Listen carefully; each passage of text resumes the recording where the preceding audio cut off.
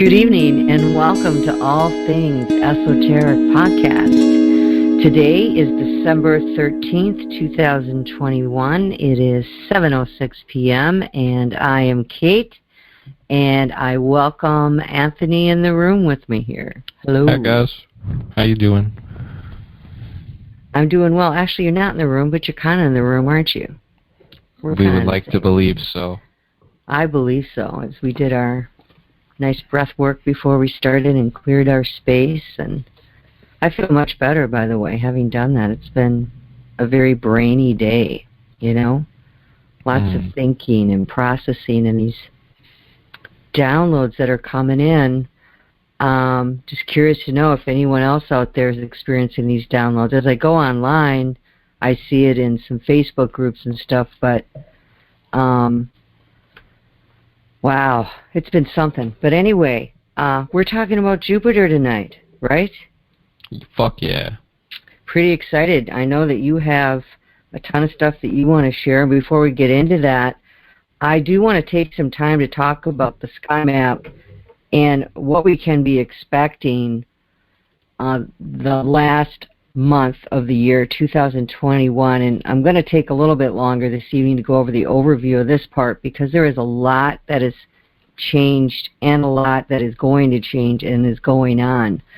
So first thing I want to say is we all know, so if you've been listening to these podcasts or following any other astrologers, that we've had this Pluto and Capricorn going on that has just completely brought significant change and transformation. I would say both personally and globally, as the United States economy is tied to all other economies.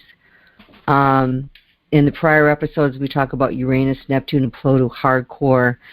Just encourage you to listen to those. These changes are involving and impacting us in significant areas of, I would say, government, monetary system, food distribution, educational system, employment, weather, climate, record-breaking and never-before-occurring horrific storms, hurricanes, tornadoes, fires.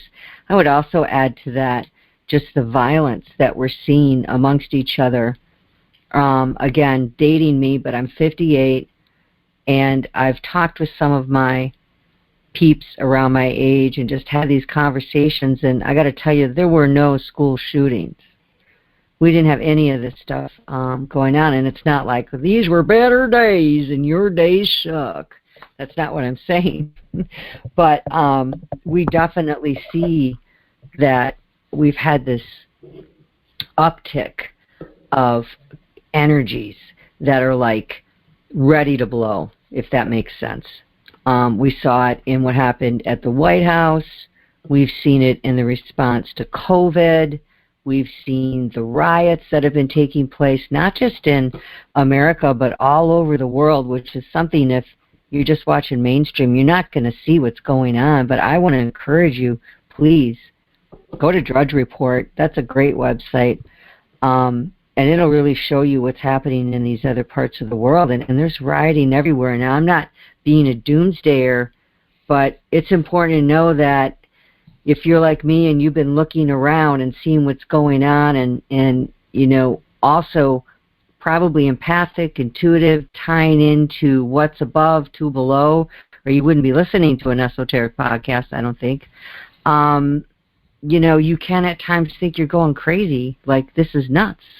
What is going on? With all of these energies and everything happening, I wrote down here and I underlined it because I heard it so strong. Share with them to get in nature, away, away, away from people, not to isolate and run. And, you know, I'm not talking about that, but go and just sit on the ground, because the ground will give you the resonance that you need, and we must sit on it. We must be on it. And when we don't spend time with our feet on the ground, you know, we've got, I'm sure, the boots you wore today, right, Anthony? They're really thick-soled, right? You know, it's like rubber. you can't even feel the ground. Of course not. Nails are going to get me. Right. And I mean, there's a place for that. I understand that. But in between there, People aren't taking the time to get back into nature, and I just feel like the benefit of that is really underrated, and it's not like you really even need to do anything. Just be out there and sit and enjoy it, and get away from the computer and your phone. Yeah. And we definitely need to get into nature, because as we see, the way I see it, the whole Christianity came in as a so-called correction to paganism, because paganism was a bit barbaric back in the day. There was a lot of violence and things that they shouldn't have been doing. So now there's been an overcorrection towards the morals of civilization, and we've completely lost touch with the natural world. We need to find a balance between the two. Yeah, that is absolutely true, and I think we're just beginning to see this. I saw a really cool story about, I believe it was in Detroit, and they're doing these gardens right in the middle of the city. Huge communal gardens. And it's like, oh yeah, man, this is my heart right here. Everybody getting together and everybody being a part of a team and growing your own food. I mean, wow. Together we can do more, right? Absolutely. Right. So there's a lot of shifting and a lot of changing, and also the veil is thinning, and there's just not enough time to go into that, but I want to encourage you, spend time and go online and look at, just type in the veil is thinning and see what you get. There's a lot out there. But as we see the shifting in the movement of Pluto out of Capricorn, okay, into Aquarius, and the USA Pluto return coinciding with Pluto shifting of that sign, we're going to continue to see great upheaval within our country and consequently the entire globe. And again, remember, our economic systems are intertwined with one another in other countries. We're still the privileged holders of the global reserve currency, that being the U.S. dollar. We talked about this. But I think that's going to change as we continue to see this dismantling of our corrupt financial system. And if you've not read The Creature from Jekyll Island, have you ever heard of that book? I've heard of it. By G. Edward Griffin. It's an excellent book. I highly recommend it. You can go to YouTube, too, and, get the skinny on it that way. If you don't want to read it, you'll get, just watch him. He's done interviews. But it'll really bring you up to the speed on the inception and the illegitimacy of the Federal Reserve within the United States soils. I mean, actually, it's basically a Ponzi scheme. It's all illegal, and it's run by offshore bankers who have no sincere interest in the people of the United States. This is a fact. It's not a myth, man. This is not conspiracy. Read the book. This is like a fact. These dudes, they met. I'm not going to go into it. And you could say that about all the levers of control, not just banking. Oh yeah, that's right. It's one spoke in the wheel, right? Yep. I agree. Yep. So there's going to be, with this shifting into Aquarius, okay, in 2024, it finally goes direct, because it's going to go forward, then it's like we talked about, it's going to come back, then it's going to go forward, and I mean, this is grueling. But then we're finally, in 2024, we're going to see a shifting and a resettling of things. And things, you'll look back and it'll be like, wow, just 3-4 years ago it was like this, and now it's like this. It's going to take some time to fully implement, but I believe 2024 is going to bring some relief before some other things start. But also, what I'm reading here is taking into consideration the whole chart too. So there's some other aspects that show hidden agendas systematically being exposed, brought to the light. And you know how we've seen this come out into the light with the sex trafficking and Hollywood and our foods, how even the fluoride, all of these things, they're going to continue to come to light. And all of this has an effect on the culture, right? I mean, we don't talk about this, so it's important to talk about these things with people around you that you trust, where you can really vent your feelings and don't hold all this stuff in, because it is a very, for the most strongest person, I think, they're like, what, this is crazy. Like, stuff is so radical at times. With the advent of the internet and the global connections, everything's getting connected. So you know so much more, Anthony, than I ever knew at your age. Like, it's incredible, the difference. I can look up anything I want. I mean, I have ancient PDFs of ancient texts on, anytime I want. No, I mean, my world was so small, and that's my fault. I could have read more. I could have gone to the library more. I understand all that. But there wasn't any cell phones or computers or nothing. There was just TV and... It's hard to even know what to look for, I know, right? I know. There's a lot there. So, Pluto on Capricorn, just to paraphrase, the cosmic harbinger of illumination and regeneration.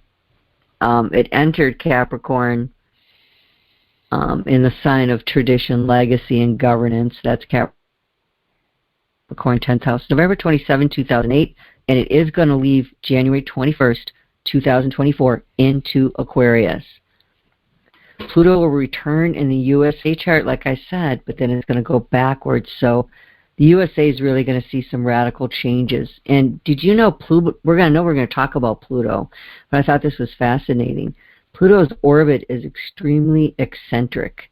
It's wildly off the ecliptic and sometimes closer to the sun than Neptune.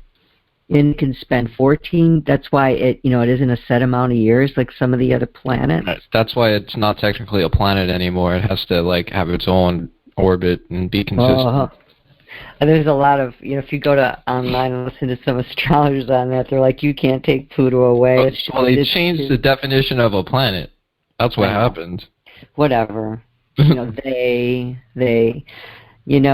all have our own knowledge and are just as smart and have the same capabilities to be like anyone else. And we're seeing this. We're seeing more equality. And that's why we're seeing 11-year-olds run cars on water and shit like that. You know what I mean? It's like the days of 11-year-olds hacking the elections. Yeah, like the days of just a certain sect of people knowing things. That was my generation. And it kept a superiority, so to speak, over the masses. That was part of the spell, But with the internet, that all busted that up because everybody can know anything at any time. So it's really back to Mars in your chart, like last week Mars, and you being a person that can will your Mars. You know what I mean? So, all right, so Pluto, planet of extremes, making big things small and small things big. Remember that. That's really important. And it's associated with tyranny and corruption, absolute control, absolute power. And if you look at Pluto in the charts of people, if they have it in Capricorn, in the 10th house, or in Capricorn, they're the movers, the shakers. They're usually government banking and corporate boardrooms. I have a 10th house Pluto in Virgo.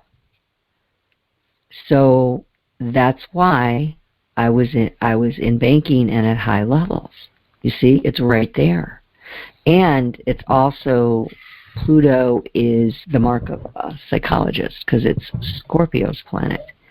So 10th house Pluto is someone who wants to help people in a psychological way. Isn't that interesting?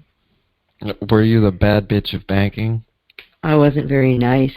And let me just say this for the record. I'm just kidding. No. I was not awakened. I was awakened to Christ consciousness, okay, but I wasn't awakened to the whole spiritual side of things. So I was all second house with no water. I was all earth and I was all 10th house. It was all about working really, really, really hard. Well, I have Mars in the 10th house. So I have all that energy there, and I have Uranus in the 10th house. So, if I wouldn't have been saved from myself, I would have turned into this probably ruthless person. Bad bitch is a compliment, by the way. You know? Oh, isn't it? Oh, okay. No, I did very well. I'm very fortunate. I'm grateful. I'm not bragging. I did very well, and then I became a financial advisor. So, and then I had an awakening, and oh my, I walked away. That's another call, another story. All right, so absolute power corrupts absolutely. Have you heard this? Of course. Of course. Okay. I couldn't have said that at 25 that I heard that. Okay. The 19th century British politician Lord Acton said this, and I thought this was interesting. I'm just going to go into this quick. The full story on that is, this is from Wikipedia, real quick. Absolute monarchies are those in which all power is given to, or as in most often the case, taken by the monarch. Examples of absolute power have a corrupting influence, that have had a corrupting influence, are Roman emperors who declare themselves gods, Napoleon Bonaparte, who declared himself an emperor. So the historian and moralist, who is otherwise known as Lord Acton, expressed this opinion in a letter to Bishop Mandel Creighton in 1887. And that's when he wrote to him, power tends to corrupt, and absolute power corrupts absolutely. Great men are almost always bad men. So was I a bad bitch? Not like a bad man. No. Not like a bad man. Not like that. I think my heart, see, I'm a Cancer sun. How bad can I be? There's no way. Well, you said something about Pluto in the 10th house being rebellious. Oh yeah, I mean, I wanted to get to the top, and I often was, because I just, well, Mars is there. See, we talked about that last week, man. Listen to Mars. I had all that energy in the 10th house. I still do, which is why at 58, I'm still, now I'm going to school again, right? Mm-hmm. It's like, not because I have to, not because it's like this drive and I'm insatiable. It's just in my nature to be doing something with a career and helping and serving. But it's all shifted because I have a 9th house sun, and it went from the banker awakened to, okay, let's talk about the 9th house sun. And, that's Sagittarius' home, and that's Jupiter's planet and Pisces planet. So it's pretty interesting the way this all works. It worked out for me, how I shifted to my North Node that's over there as well, away from where I was. But your condition of Pluto at the time of your birth is going to show what role it will play in from 14 to 31 years in your life. So at a time. So it's destruction and transformation. Deeply, deeply, deeply. And I really resonate with that. Like I just talked about, I'm not going to go into it, but my Pluto has moved to a place where 10 years ago it was like, okay, no longer will you do this. You will leave this whole thing, the city, your role, all of it. And so I did. And we've been out here 6 years, out of the city, reduced, long story, but I've spent the last 10 years on what I've known to be a mystic journey, and it's because of all these energies and everything transforming. And my story isn't alone. There are many people that are walking away from what they once had or knew into something that's easier and gentler and, like we talked about, more attached to nature. You know what I mean? A more Jupiterian 9th house kind of move, where beginning to see that maybe, the big houses and everything, because with that comes debt, right? Unless you're a 1%er, which how many are? Not that many. otherwise you probably have a mortgage. And we just, a lot of that just changed within us, and so we just reduced and sold off, and now we don't have a mortgage. So that's really nice. I can't even tell you how nice that is. So I encourage you, if anybody's out there saying, should I, shouldn't I? Man, if you could do it, go for it. Pluto and Virgo conjunct Uranus in my 10th house. That actually occurred in 1963 to 1968 is when Uranus and Pluto came together in Virgo. So anybody born in 63 to 68 have Pluto and Virgo conjunct Uranus. So everyone around my age within 4 to 5 years, right? There's a whole group of us that are members of a generation that we will experience extraordinary pressures and upheavals in the areas of employment and health. And boy, have we seen that, right? And often, because of Pluto, how it just comes in and just completely tears down and then transforms, you can be exposed to transformations within work and health sectors, which is Pluto, 6th house, and the 10th house, because that's where Pluto is for me, that are outside of my own control. And that is absolutely what happened to me. Like 3 or 4 times, things occurred to me that I had nothing to do with. It was really insane. But I digress. I'm going to move on. So people that were born, though, with Pluto conjunct Uranus, were born in a time of history when much social change, unrest, and revolution took place in the world. And consequently, you inherit this desire to reform things. See? So if you're born in these energies, you've got to think about this. This affects people.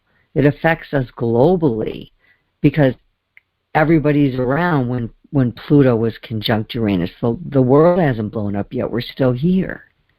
So I felt like I was supposed to bring that in. Check where, often these transits and things that we talk about in planets, check where they are in your chart and do some research. And you will really get some insight, especially when you do transits, which shows it in comparison to where the sky is now. So that's all I have to say about Pluto, I think, except that Pluto and Venus, I want to talk about that. That's kind of the hot word on the street right now. Almost everybody's been talking about this. And Pluto and Venus, we talked about Venus, planet of beauty, money, relating, love. This is Taurus's planet and Libra's planet. So this is places on Earth that you value, where you put your money, and Libra's and how you relate to people. Pluto and, sorry, I'm having a little bit of a challenge with the energies coming in here, getting my words right. Pluto, and I haven't experienced this yet on any of our podcasts. Energy's strange. Pluto and Venus are conjunct 25 degrees, almost exactly.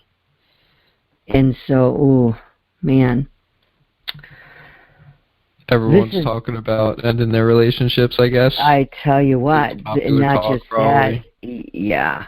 It's relationship dynamics with people and objects. Venus isn't just people, even though, it's conjunct. The feminine, the physical. That's right. That's right. It's how we relate to our environment, people, ourselves. Taurus rulership is where we see our inner relationship to self, and then how we relate to the world and people around us, objects, works, car, phone, profession, what we love, our money. And in Libra, our closest partnerships as well as our enemies. Our enemies. So, yeah, that's no joke right there. People, when they talk about Libra, they often forget that in the 7th house. Yeah, it's your partnerships. Yes, it's who you probably marry or what it'll be like. Or, there's a lot to do with close, intimate relationships. It's also your enemies. People at your very table at times, just like Judas, right? Well, Judas didn't show up at the table, though, did he? He was missing, wasn't he? Or was he there? Was Judas at the table? No, he was at the table.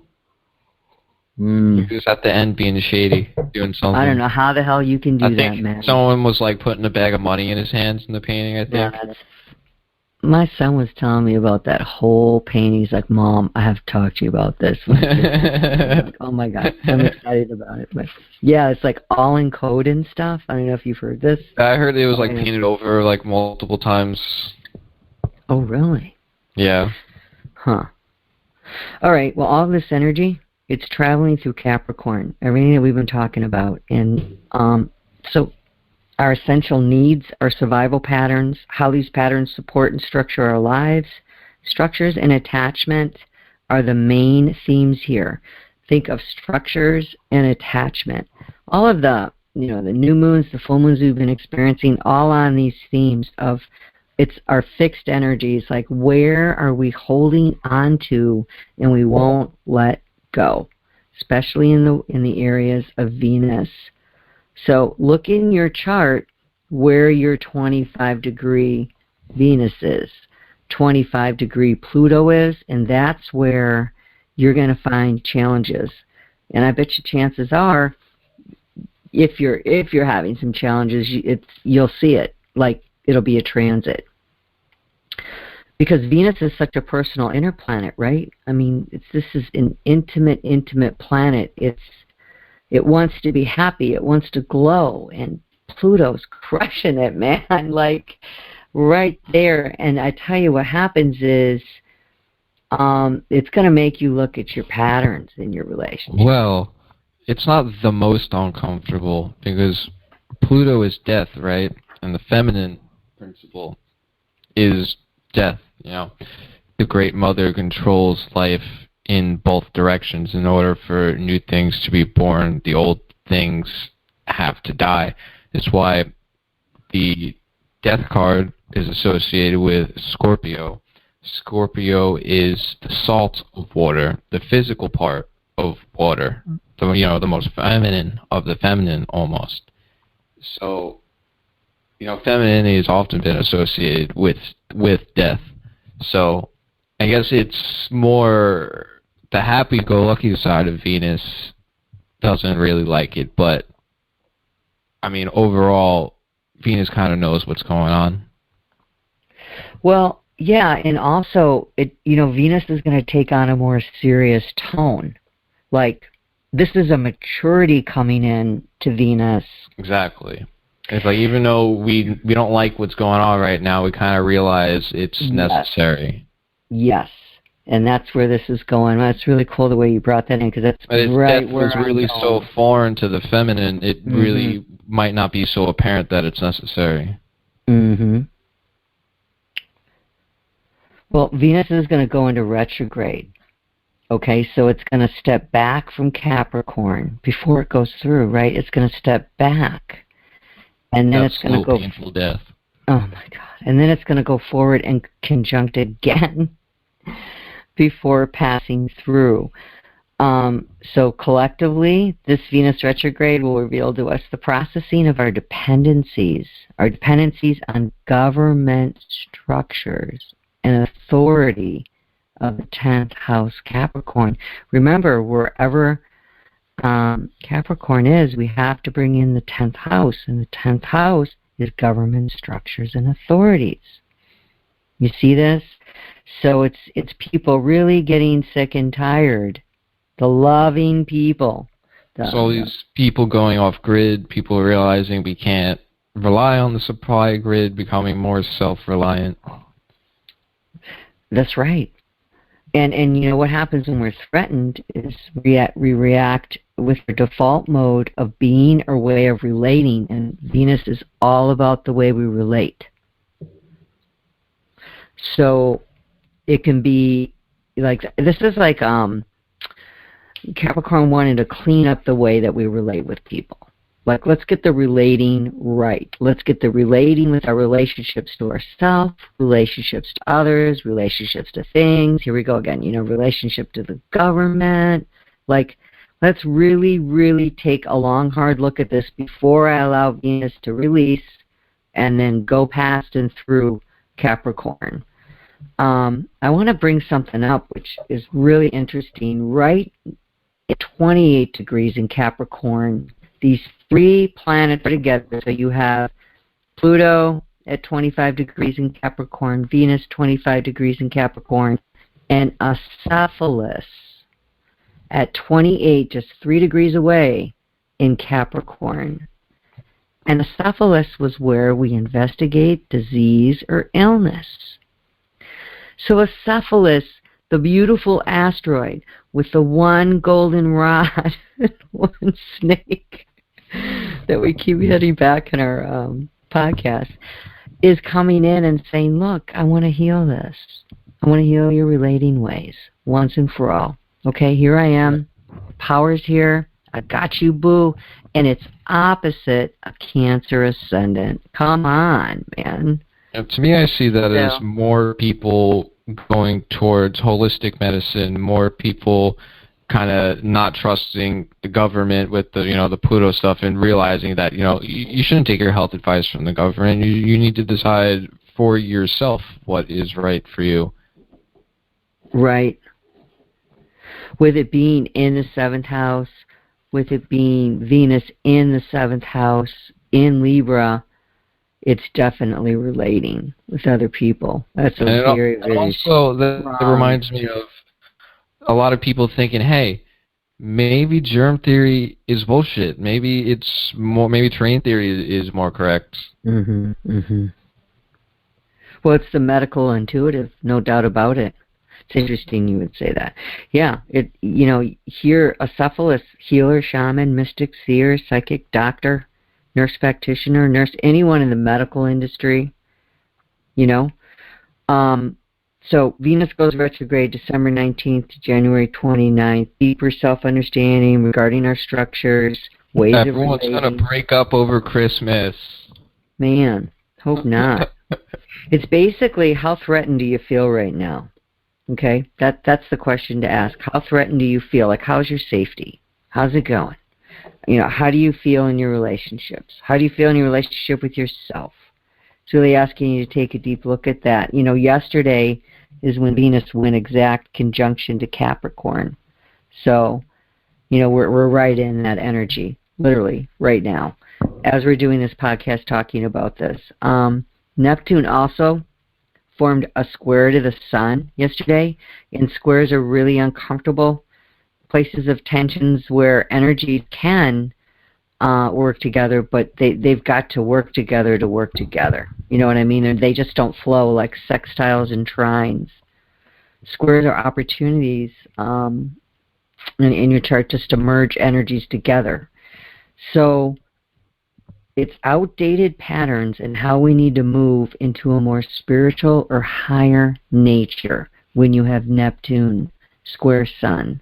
Neptune's planet is Jupiter. And also it rules Sagittarius. So Neptune's, sign is Pisces, and also it rules Sagittarius.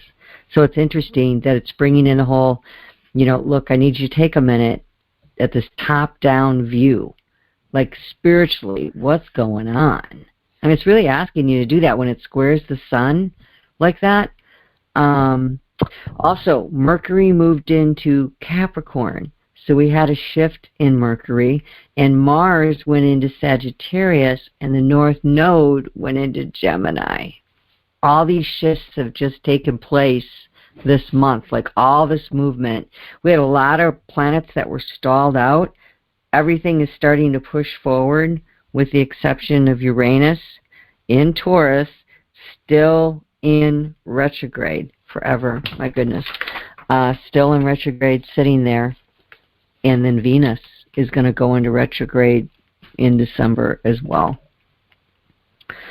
So with Uranus, last part here, still squaring. Give me a second here. Still squaring Saturn. We talked about this last week a little bit, but this really is, people have called these energies, because there's been 3 squares that have occurred this year. And this is the final one that's going to occur. And then these planets are going to separate, and we're going to get out of this uncomfortable position that we've been feeling forever with Uranus square Saturn. Remember, Uranus is that energy where we want to move forward, want to just get things moving. It's the outward energy. It is Aquarius. It is the sky god. It is air energy. It's the revolutionary. And then it's squaring Saturn in Aquarius. So it's like not being allowed to move out at all. And doesn't it kind of feel like that some days? Like I definitely relate. Yeah. Oh, is that all you want to say? No. Okay. It's really hard to come to terms with initially, because it might slowly start to feel like you were losing your way. I wrote this down. Or at least starting to question what it really is that you want out of life. This is because Neptune in this square, I'm sorry, this is going back to the Neptune square ascendant. I have to mention this. I apologize. Neptune in this square aspect tends to eat away or dissolve at your sense of self, which can be seen as a weakening of your ego. And Neptune tends to creep up on you. So it's a gradual process, but at some stage you will realize that you may not have much drive or energy as you did a year ago, which also involves the Uranus square. So I wanted to bring that back in.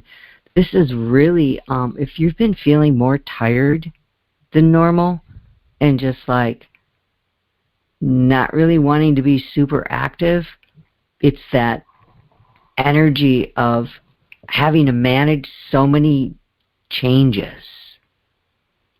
Like, they may not deliberately affect you, like having to wear a mask every day somewhere, or maybe, the shots that they're mandating. I don't know how all that's working out because I'm not in that sector, but it's stressful.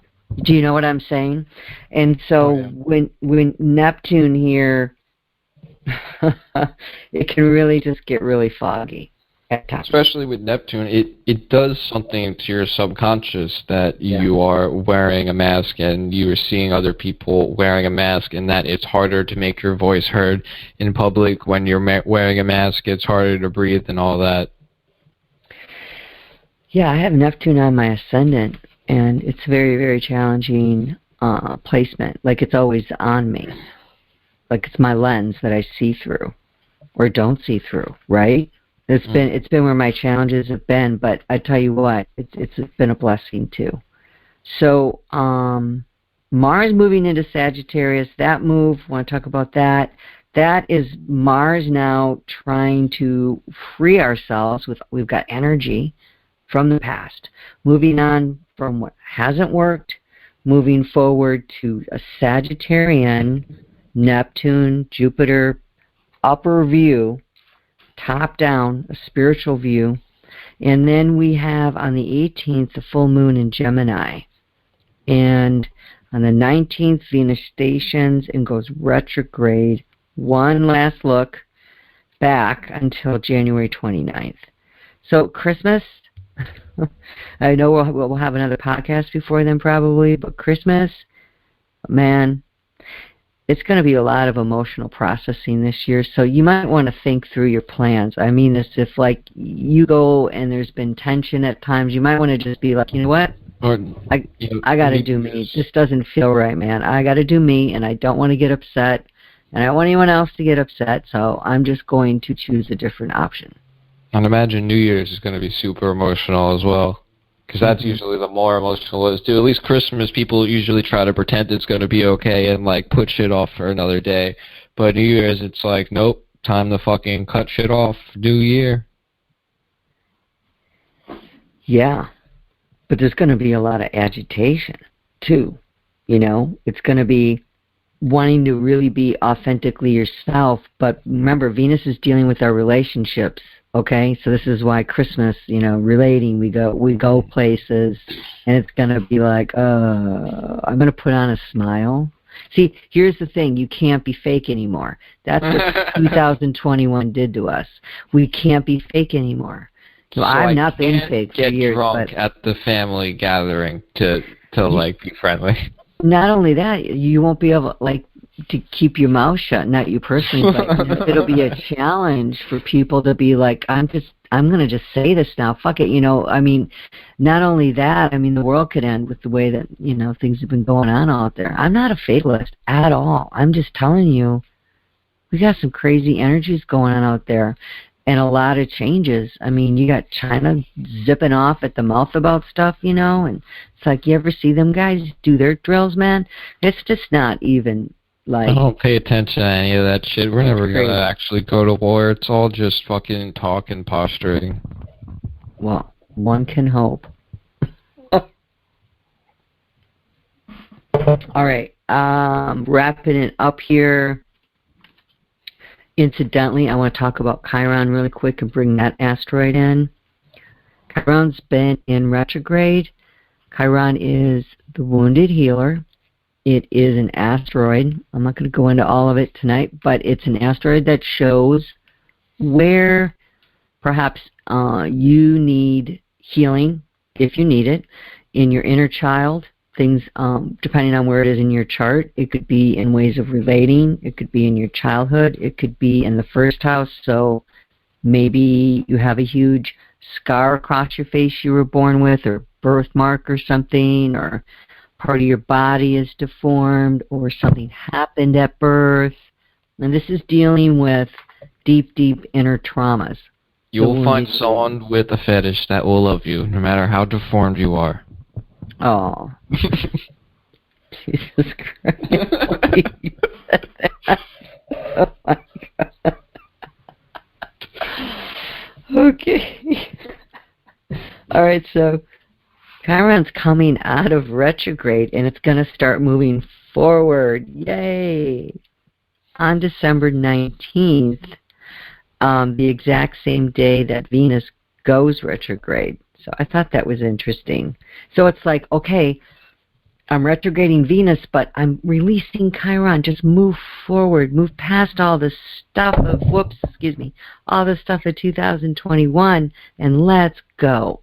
Let's just move on from what didn't work, and let's, dust our hands off, and like you said, let's go into 2022 with a whole new attitude. It's going to be really important for people to just, again, find time to ground yourself, find time to just be away from electronics. I can't say this enough. I spent more time online than I usually do in the past couple of months, and I think I noticed a difference. And I'm going to pull back off because it just kind of was like, I don't know. I don't know if it's possible for them to transmit energy through these waves. I've heard this, the 5G and all that. They're taking our energy through social media. That's what it feels like to me, too. They're fucking sucking it out from us. Something doesn't feel right, so they're harvesting it. I'm doing it. Oh, my God. My daughter talked to me about that. It's not funny. But, it's really kind of cool to have a really awakened family because I'll just walk into the kitchen and she'll be like, yeah, did you hear about the Archons? Like, we'll get to the Archons later, actually. Yeah. Oh, she goes, yeah. Well, you're sucking your energy, so don't be fucking negative. Yep. Negative energy is their food. I think don't be just like that. She said it and walked out of the room. I'm like, nope. I'm not negative ever. She goes, no, I know you're not. Just don't be. Okay. Anyway, where am I at here? Let me get my notes. Full moon in Gemini, not going over that, but I am going to do a video on that, and so you can be looking for that. I'll put it on the Facebook page. So meditation, nature, quieting the mind, too. Overthinking. Watch your Mercury and all this, because you can really get anxious and really overthink. And a great way to not think so hard is like put some jazz music on, unless you hate jazz, and that'll really mess your head up. But some kind of music you really like that doesn't have words and makes you happy. And, get involved in something you really love, a hobby or a task, and just don't think so hard. Because it doesn't do any good. We can't change these outside energies. We can only adjust our sails. Like, just be a good sail adjuster as the winds come in, keep your arms strong, your body in shape so you can get up there on that rig and you can turn it and you can catch the wind. Because we may be in the doldrums once in a while, but I promise you the fresh winds will come.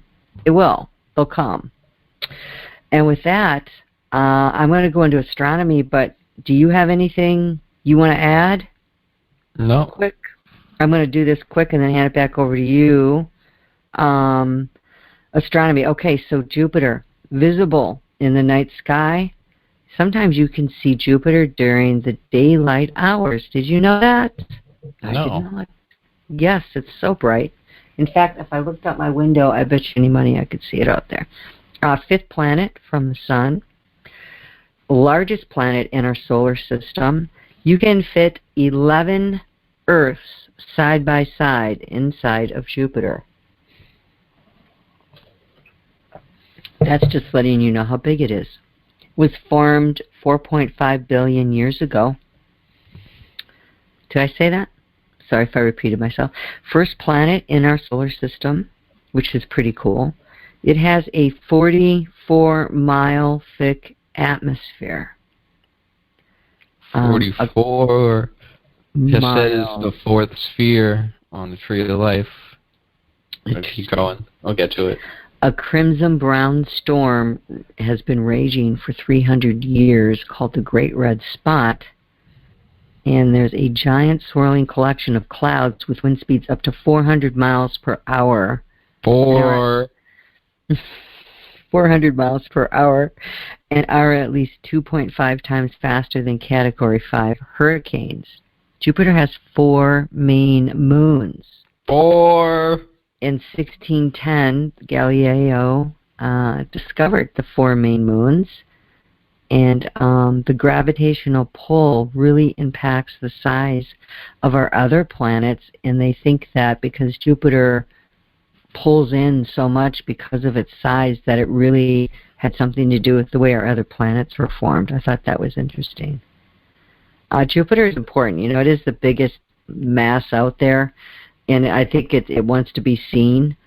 The surface is not solid. It's liquid and gaseous. So 79 moons go around Jupiter. And again, it's because of that strong gravitational pull. And I misquoted. I said 200, I think, in a podcast. Sorry about that. I misquoted. It's 79. Can you imagine 79 moons going around? Like, we're sitting up looking out our bedroom window and there's 79 moons? I bet it would be pretty. That'd be amazing, wouldn't it? Yeah. Jupiter takes 12 years to travel around the zodiac belt, so it does spend 1 year in each sign, and it's known as the Great Benefic. So I'm going to stop there and hand it back over to you. Awesome. It's not benevolent, it's benefic. Benefic. I would have to look at it to see it. But yes, that is a good description for the positive sides of CHESED, which is the sphere of life, which Jupiter is attributed to, the 4 spheres I just said. Although the proper pronunciation, I'm sure, is closer to CHESED. Yeah. But I'm not doing that every time, so I'll just say CHESED. And its English titles are... Hashtag English titles are mercy, love, loving kindness, majesty. Its virtue is obedience, is vice, is bigotry, hypocrisy, gluttony, tyranny. The spiritual experience is a vision of love. The symbols are the solid figure, the tetrahedron, pyramid, the equal-armed cross, the orb, the wand, the scepter, and the crook. So if you look at these symbols, just these basic ideas about CHESED and Jupiter, CHESED and Jupiter, you should see them as, if not one and the same thing, at the very least they inform each other, but they are very much intertwined. And from these basic ideas, you should basically start to get the idea of the Hebrew Christian God, Jehovah, Yahweh, Yaldabaoth, Demiurge, whichever you prefer. And if we get into these symbols, the crook, that's the shepherd's hook. You know, the Lord is my shepherd and I am his sheep, with the virtue of obedience. And, you know, we wonder why we have a nation of sheep.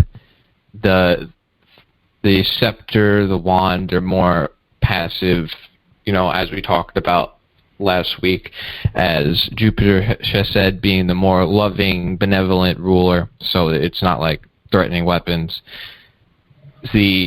So, again, virtue is obedience. Immediately, you know, most of Hebrew and, well, more Christianity is about obedience. The vice being bigotry, I mean, hypocrisy, we really don't even have to explain that. Gluttony, tyranny. I mean, look at the Old Testament. There's plenty of fucking murder and justifications for bigotry and all that. So now I have a few quotes from Mystical Kabbalah, like always. So from Dion Fortune's The Mystical Kabbalah, as always, because it is hard to find explicit information on Kabbalah, especially as well as she puts it.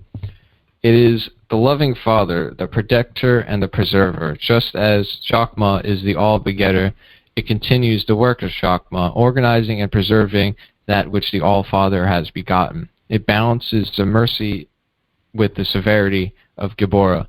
It is anabolic or upbuilding in contradistinction to the catabolism or breaking down of Geborah, which was Mars, as we remember. CHESED, being the first Sephirah of the microprosopos, or the manifested universe, represents the formulation of the archetypal idea, the concretion of the abstract. When the abstract principle that forms the root of some new activity is forming in our minds, we are operating in the sphere of CHESED. And here we'll get a little bit more into the separation between the macroprosopos and the microprosopos and the abyss, and the importance of Jupiter being the first sphere below the abyss. CHESED, then, is the sphere of the formulation of the archetypal idea, the apprehension by consciousness of an abstract concept which is subsequently brought down the planes and concreted in the light of experience of the concretion of the analogous abstract ideas. Equally, in its macrocosmic aspect, it represents a corresponding phase in the process of creation. Materialistic science believes that only the abstract concepts are those formulated by the mind of man. Esoteric science teaches that the divine mind formulated archetypal ideas in order that substance may take form, and without such archetypal ideas, why the fuck do I keep fucking that word up? Fuck you. Archetypal ideas. Substance was formless. I'm telling you, man. Primordial slime. Primordial slime awaiting the breath of life to organize the crystal in the cell. Sorry, there's the next quote about the microprosopos and macroprosopos. Between the three supernals, which is the first three spheres on the tree of life, Kether, the oneness, the Chakma, the divine father, and Binah, the divine mother. Between the three supernals and the next pair of balancing Sephiroth, which is Chakma and Geborah, CHESED and Geborah, of balancing Sephiroth upon the tree, there is a great gulf fixed, which is called by mystics the abyss. The abyss, the gulf between the macroprosopos and the microprosopos, marks a demarcation in the nature of being, and the type of existence prevailing upon the two levels. It is in the abyss that Thoth, the invisible Sephirah, has its station, and it might aptly be named the Sephirah of becoming. These two types of existence, macroprosopos and microprosopos, serve to indicate the potential and the actual. The actual manifestation, as our finite minds can conceive it, begins with microprosopos, and the first aspect of microprosopos to come into being is CHESED. Does anything come to you about that? No, a lot of when you speak about the tree is new to me, new language, because it's not something that I've grabbed. And I mean, I understand it through the tarot. I'm learning it and learning it through you. And like I went in and did a whole thing on the queens in the tarot, and that got me into Banah. And so I went down the Banah road, and I'm like, oh yeah, he was talking about this. So no, I'm just listening and appreciating the information. It's a lot of new words too. You know. So this idea of Jupiter being the first sphere in the microprosopos, the highest god below the abyss, goes into the concept of Jupiter being the Demiurge. And did you have any more to get to on Jupiter? Because this is where you should split it up if you do.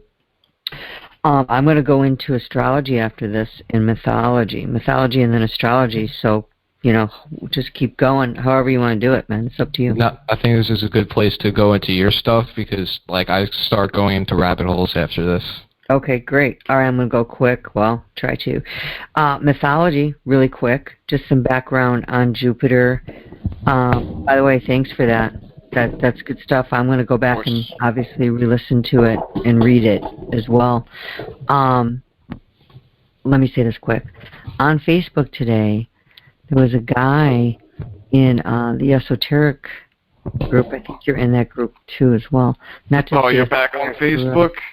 You relapsed? Yeah, I'm not on there a lot. I'm on there when I need to like take a break from my academic hardcore and heavy thinking for charts and stuff, when I need to like just do fluff. But yeah. Well, I also had somebody hit me up. I had to go in there a couple weeks ago. So I'm not on that much, but I was on there. You relapsed. And he was talking about exactly what you're talking about with the Kabbalah, but on the Tree of Life, but he was talking about the shadow side. Oh, the Clippeth? Yes, that's what it is. How do you pronounce that? Clippeth? I'm pretty sure it's Clippeth. I read it, and it was like, man, I've never seen that word before. So see, there again, another word I've never seen. I posted a little bit a while ago about the Hod shell, the Hod Clippeth, remember a while ago, about the two swords turned into each other, about focusing too much on yourself. It's the wrong use of the mental. That's profound. I remember that, yes. That's exactly what he was talking about, and he did the whole description, and I just, after I read it, and he went through each one, I was like, wow, that needs to be taught. Like that. Yeah, it's hard to find good, clear information on that, too. Because right now, the best information on that comes from a book from Kenneth Grant, which is, like, equally as indecipherable as some of Crowley's stuff. Like, you have to really be a fucking scholar to understand what he's actually talking about. All right. Well, thank you. You piqued my interest. All right, mythology. The Germanic mythology calls Jupiter Thor. That's where we get Thursday. Egyptians called him Amun. Babylonians, Marduk. Roman mythology, the Roman pantheon, corresponded mostly with the Greek dynasty called the Olympians. Zeus became Jupiter. And Zeus was known as the god of thunder and lightning. It reminds me of that song. Oh, who's that by? Imagine Dragons. It's like the thunder and the lightning. Boom, boom. All right, anyways. It's a popular group, okay? It's not like something from long ago, so you should have got that, but you don't know what I'm talking about. Next week when we come on, I'm going to let you know what song that was. All right, so anyway, do you know much about mythology and Zeus? Yes, well, a little bit. Not an expert. Yeah, me either.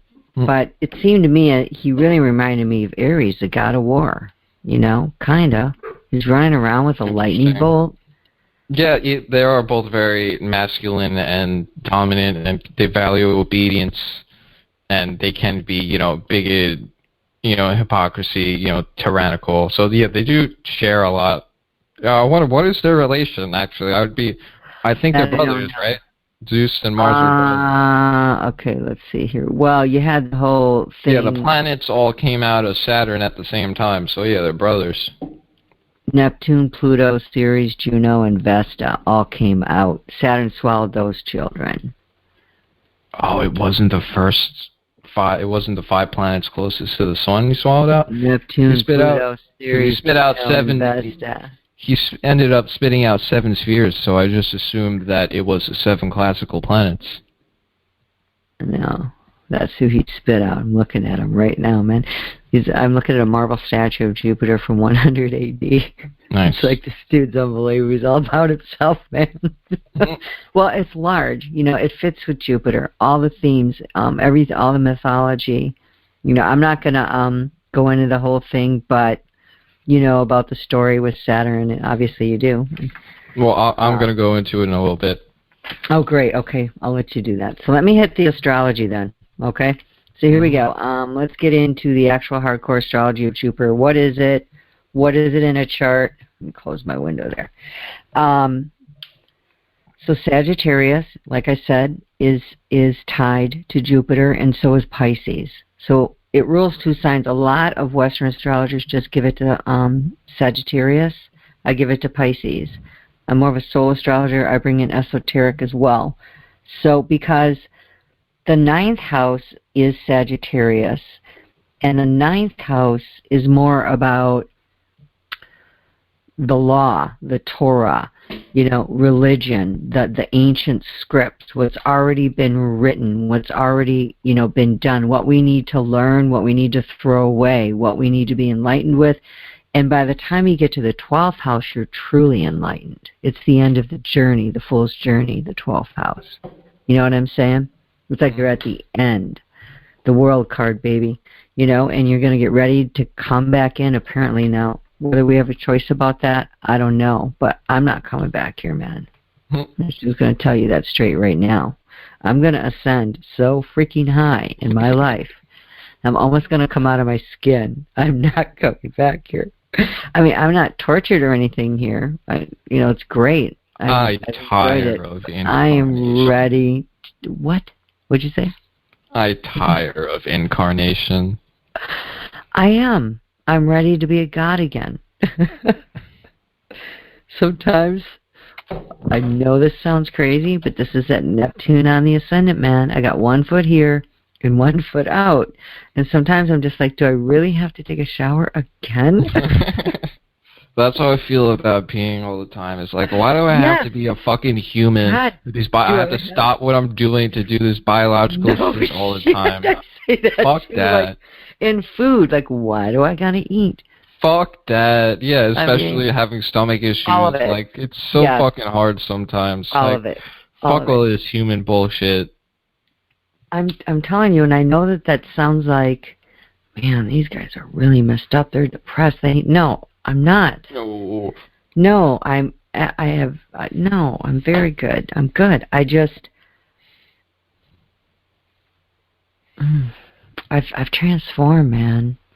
I'm not who I was, and I've become a different person in a good way, you know, in a good way. Like, people like us don't even like the rules of being human, and we have to abide by the rules of asking the government for permission to drive and paying fees and health insurance. Fuck that even more than being human. Fuck all you have to get a license to get married. I want you to go fish. You need a license. Yeah.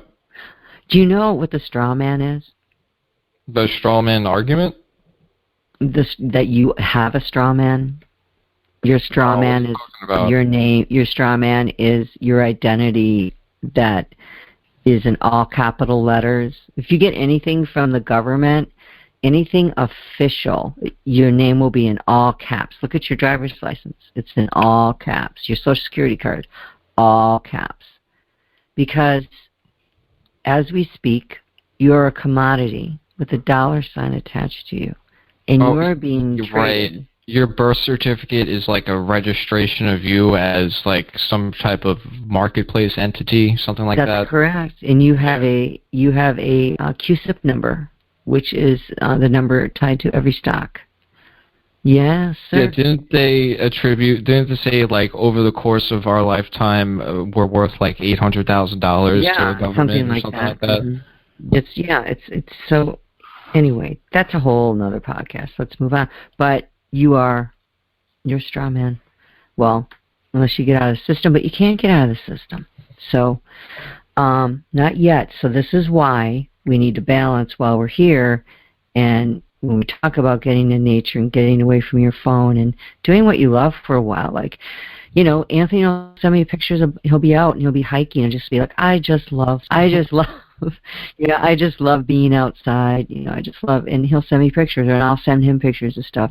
And it's like, yeah, man, it makes me happy when I see him, getting out in nature, because I know that he's a lot like me and that he spends a lot of time in high energy stuff, meaning studying this stuff, which is a different energetic footprint than normal information that is earth-based. Do you know what I'm saying? Like 3D information is different than 5D information. Sometimes it's just like overwhelming. I have to like take a break from it for a while. Like sometimes it does kind of feel like it's driving you crazy, and like you have to be super grounded and like only take it in chunks that you can take. Yes, that is really good advice. And it's so important. And drink lots of water. Oh, yeah. I can't even overestimate that enough. All the time. Definitely get away. Definitely get away and just, like, be with people you love and hang out and do what you love and be in your flesh because, it's only for a short time. And then I don't know where you go. Sorry. I wish I knew. I used to know. Like, nope, you're going to heaven or you're going to hell. It's one way or the other, and it all depends. You witchy bitch are going to hell. It all depends upon what you do with the Savior. If you reject him, then you're going to hell. That's the word on the street. So, I don't know. I'm not saying that's true. This got real quiet. Like, oh my God. Oh, okay, no, I used to believe that, and I have to say, I'm not going to deny the Christ consciousness either. I've just reevaluated the way that religion took a hold of everything, and now I've kind of backed away and said, okay, I can't throw out the baby with bathwater. For me, I've had too much of an experience. It's incredible. I'm not alone. He walks with me. He talks with me. No doubt about it. Okay, Jupiter. Astrology, Sagittarius, mutable fire, 9th house, Pisces, mutable water, 12th house. So Jupiter is mutable. So we get jovial, happy. Interesting. It's mutable, kind of hermaphroditic, right? Because because mutable is the Mercury, which is, at the Mercury to the sulfur and salt of the alchemical trio. Sulfur being the masculine, salt being the feminine, and Mercury, the mutable, being a mediator in between them. Well, that's just so incredibly true. And, when we did the Mercury video, we actually talked about that quite a bit, being the mediator. That's absolutely right. And this is where I struggle. I've got Mercury, the merchant, the mediator, commerce. He wants to get out there and get people connected. I've got Mercury in my 9th house, which is the house of God. So it's like, you want me to make money here? Right, but I'm saying this relates trying to wrap my head around it. Because Jupiter is mutable, and of that trio, the cardinal signs are sulfur, the fixed signs are salt, and the mutable signs are the Mercury. Okay, I didn't know that. Yes. Say that one more time. The cardinal signs are sulfur, the masculine. The fixed signs is salt, the physical, the feminine. And the Mercury is the mutable, the mediator in between them. Okay. Fascinating. Didn't know that. Also, yes, sulfur, Mercury, and salt is soul, spirit, and body. The idea is soul, the sulfur is purely divine, and salt is the physical, the body is purely mortal. So we need, a mediator, the Mercury, in between them so the soul can actually go into the body. The idea is it wouldn't work without the mediator. The divine soul can't just inhabit a completely immortal body. Well, and that's why you've got Sun and then Mercury, right? I mean, Sun, Moon, and then Mercury. But, Mercury's right there. It's the first one from the ego going out, right? Through the moon, after the moon. It's pretty interesting. And, if you look at, the first 5 planets, they're interpersonal. And then you have what are called bridge planets, which is Jupiter and Saturn.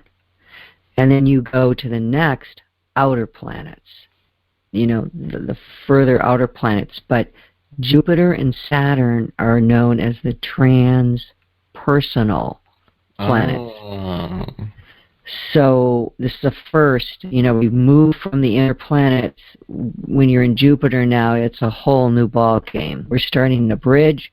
We're starting to get more responsibility with our personhood, right? And we want to make things bigger.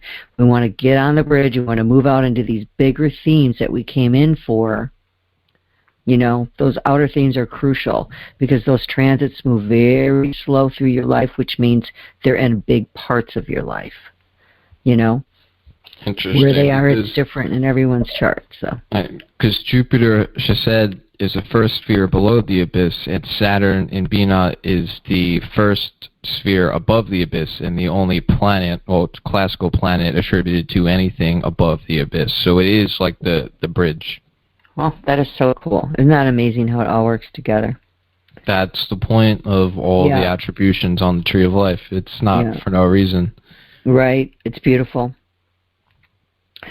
So this is the Brahman Jupiter, the scholar, highest of the castes in India are considered Brahmins, highly respected. Who seeks knowledge is learned. Someone who desires to expand and learn knowledge in big, big ways. So wherever Sagittarius is in your chart, you're looking for expansion. You're looking to find out the bigger picture. Philosopher or someone who wants to know the deeper answers to life's mystery. It's the person that's like, why are we here? What's beyond the veil? So we got teacher, guru, which is going to bring you to enlightenment. Again, this 9th house, this 12th house theme. Priest, minister, rabbi, religious preachers we see with strong Jupiters. Mentors. It's usually the oldest person in a family that everyone takes advice from, right? So it's like this old wise person and a guide with wisdom. Jupiter is the benefic. So it's got luck and wisdom and expansion. And Jupiter is the husband in a woman's chart. Jupiter is the planet that gives you children because you cannot have children without the husband. And the husband here is more in the idea of someone who's mature, a guide. So it's the masculine in the family, let's be clear. Because I know that there's a lot of different types of households now, and I'm not trying to offend anyone and being like, female, male. I'm not going to do that. No, what we fucking mean. Don't be fucking... No, there's just too many changes, and it is, if I reject people, I'm rejecting myself. You point a finger out, you got 3 fingers pointing right back at you. It's really important that we take the log out of our own eyes before we try to take the log out of a brother's, And I tell you what really makes me sad about all this is the last thing I'm going to say, is it really makes me sad that people get mad at other people for loving somebody. It's like, this is about, this person loves this person, and you want to throw them under the bus because it's not the type of person you would love? That's the bigotry of his. It is so sad to me. Like, this is really going to be like something we're going to look back on and not understand.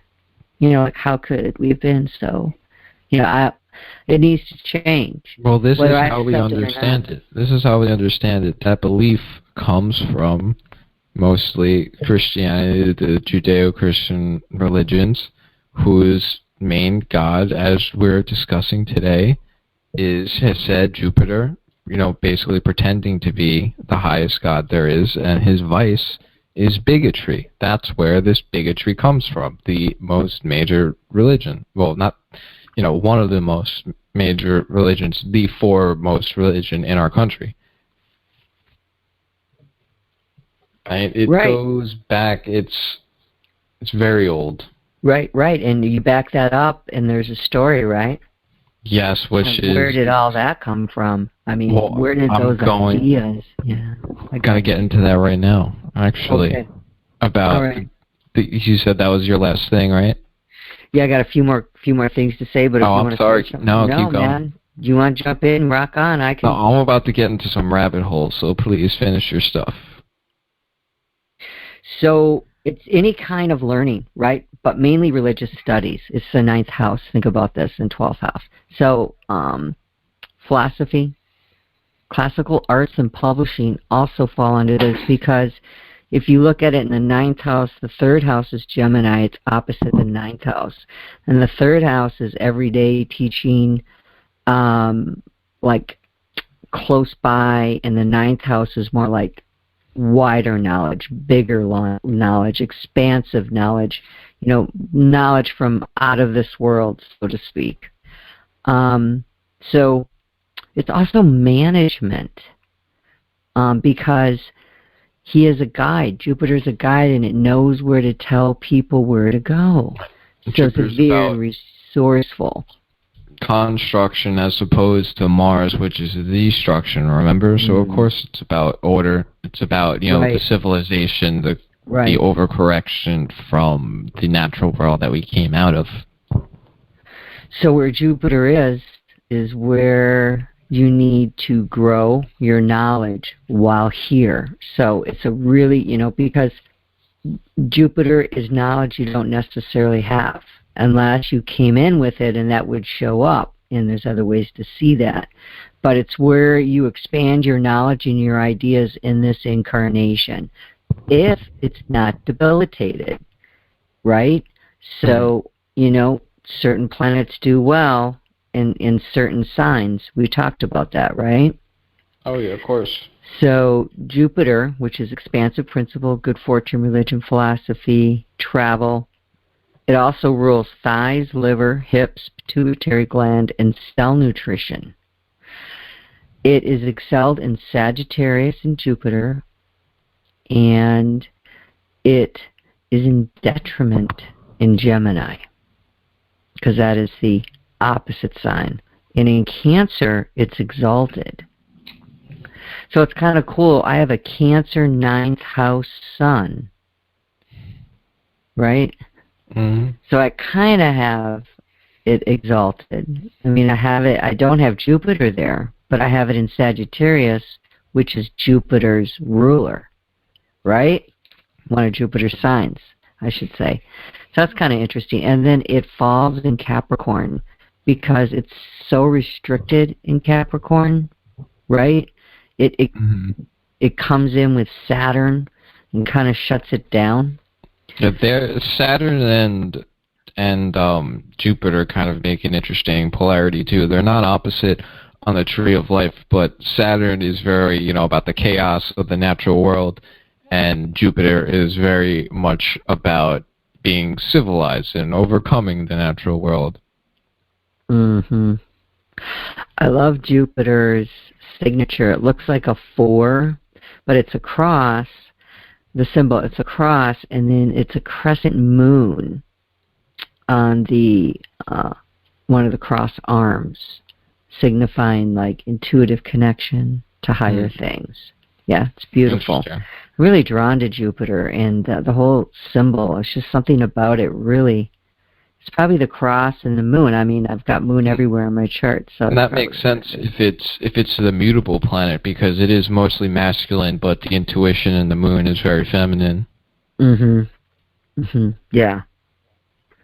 So if you're debilitated Jupiter, you're probably sitting here going, look, Jupiter hasn't done shit for me, man.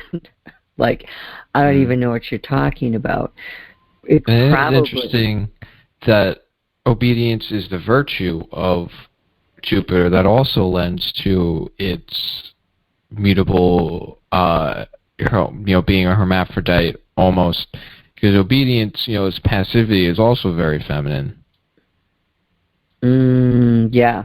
Well, you can find that in the Holy Scriptures, man. The whole Ephesians thing. I mean, there's a lot in there. So it could be that, your Jupiter just hasn't matured yet. It hasn't gone through its karmic cycles and everything with all the other planets and everything else. And so wherever Jupiter is, though, is really where you can expand your knowledge. So it's important to know where it is. Mars is the soldier and shows us where we should execute our power. And Mercury kind of gathers it and connects. And Venus refines the knowledge. But Jupiter is like, here I am. I'm here to guide you into expansion. That makes total sense. Because my Jupiter is in Capricorn, and I am, both, my, top two gods, Babylon and Pan, are both attributed to Saturn. Interesting. Well, Jupiter's not really concerned about wealth. That's more Venus. And Jupiter... I didn't say anything about Jupiter wealth. is... that... I know you didn't. I'm just... okay, no, it has nothing to do with what you said. It's just no, it's okay. I know it sounded that way after I said it. I paused and I'm like, I wonder if he thinks I'm saying that in response to what he said. So no, it just came out that way. I apologize. So just see, we both picked up on that. So no, Jupiter is not about gaining wealth. It's more like, okay, I've guided you. It's the guru, right? I've guided you. And it's about abundance, not necessarily physical abundance. Right. It's not Taurus, right? It's not in Taurus. It's not like earthy. And there's nothing wrong with that. It's just that it's not earthy energy at all. It's that higher mutable fire, which we know is creative energy, which we know is spirit, right? And water, connection to intuitive, Neptune, water, Pisces, 12th house. So it's this otherworldly kind of thing. And I have a sun in Sagittarius' house. So I feel this really deeply. Conjunct my North Node and conjunct my Venus and conjunct my Moon. And Mercury's there, in Leo. So it's like I have this mission up there in the 9th and 10th house of, clearly you can see it wherever it is. Look at the other aspects, and it's really going to tell your story of where your Jupiter plays out. And it's interesting. I started out as that 10th house Capricornian banker, right? But I became the 9th house spiritual teacher, which is where I'm going. And the Scorpio ascendant psychology part of it, where earning my doctorate to gain that knowledge and be able to help people with the mental plane, which is all important, and the spiritual with the 9th. So it's kind of like, wow, this is amazing how this turned out. Who would have thought? Because if somebody would have told me it was going to go down this way, I never would have believed it. So to those who are still younger and you're not sure where all this is going, I want to just share with you, stay centered, stay balanced, stay open, and you'll be guided. It's when you get too far off the center that you can't be guided, because momentum will take over. And when you go left, you'll really go left and down. It's like a teeter-totter. You know what I mean? Yeah. So, it's hard to stop. Right on. And with that, that's all I got. That's Jupiter. I think that's all I got. Let me see. Let me make sure. Oh, Citrine. Citrine is the yellow, and citrine is yellow is the color, and citrine is the gem. It's yellow. It's beautiful. So golden yellow, like the sun. Oh, I did want to read this to you because I thought you would appreciate it. Then I'm done. And some of what I read came from KRS, I highly recommend. He's a Vedic astrologer. He's got a phenomenal channel. So I can't take credit for a lot of what I read. I was paraphrasing him in some places, and other parts was my own study. But I'd be remiss if I didn't mention him. He mentioned this. Jupiter is exalted in Cancer, which is the 4th house, because it's where your truest heart of heart is, and where you really want to come out in ways that are of health and nurturing, and especially you want to make sure everybody is taken care of. So there's like this energy of circulation that a mother has. And on another level, it really makes sense that Jupiter's exalted in Cancer. So as we said, if we go back to that Jupiter-Saturn bridge across the abyss, there's 22 paths connecting the 10 spheres. And the path that connects Saturn to Jupiter is attributed to the Chariot and Cancer. Oh, wow. Well, that's where they get it. Because this is Vedic, and so this is older astrology, more esoteric, where I'm heading, more soul astrology, where it's like, ask the deeper questions. But this has to do with the body parts of the liver. Jupiter is known as the rich man's disease, and that you can take advantage of Jupiter and use it in the wrong ways to be, just misuse your Jupiter. We've seen this, right? Jimmy Swaggart, there's a good example. But gout is seen here as well, and fat, and overweightness, and obesity, and gallbladder issues. Circulation of blood. CHESED's vice is gluttony. One of his other vices is gluttony. Is it? See, it's issues with the heart vessels specifically, and the circulation of the heart. And there's an argument here that says emotional memory is the heart and not the head. And I've seen this before, where, I have a hard time with that only because of the first spiritual law, so to speak, the law of mentality. So it's like, well, I don't, but anyway, I don't want to get into that right now. Yeah. It's something that I'd share, not recording. It's a little personal about we'll get into it later. Okay, great. Because he said, you never say, oh, you broke my mind. You say, oh, you broke my heart.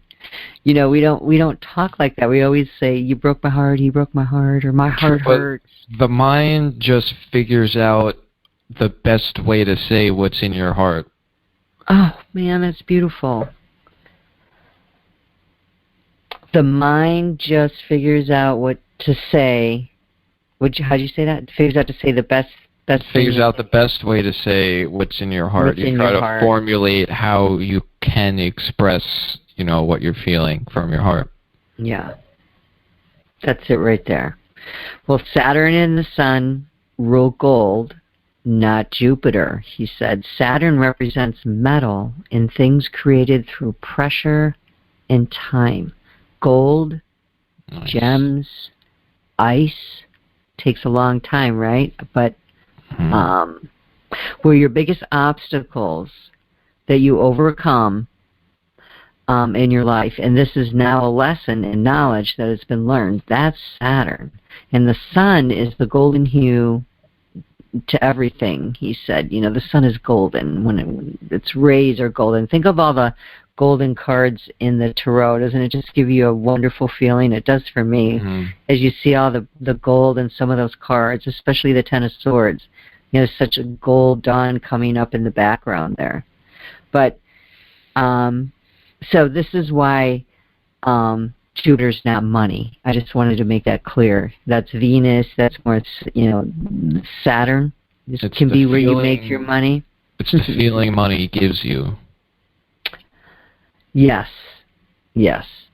But it does expand. So if you have it in the second house, I have a second house Sagittarius.